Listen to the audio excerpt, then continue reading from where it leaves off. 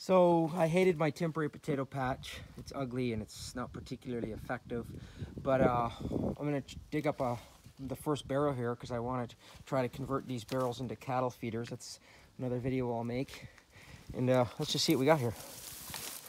All right, well look, a lot of different colors. There's some purples, there's some reds, there's some yellows. Boy, that's looking pretty decent. Hard to complain about that. They're not all huge, but there's quite a few potatoes in that. All right, well, that turned out okay. If I pull this up here, wonder what we got under here. Oh yeah, there's some nice big red potatoes there. All right, oops. What I'm gonna do, trying to think ahead, is I'm gonna take these barrels with my skid steer and go dump them in where my vegetable garden is gonna be right now.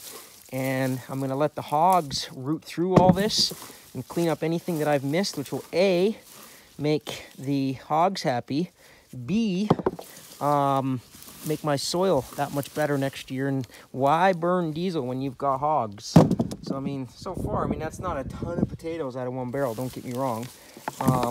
But it's not nothing. And it's a nice variety of potatoes. Obviously, I'm not in a position yet to be doing this where I got to depend on this to survive. But I intend to have much better potato fields here in the future. I'm going to convert a whole part of my land here just to potatoes. But for throwing a couple of seed potatoes in a barrel here that I wasn't real proud of or happy with, I'm getting a fair amount of food out of this. And anything that I've left, I'll just feed right to the hogs. So anyways, I'll harvest the rest of these here and clean up this mess. I got to get ready for winter anyways. Winter is coming.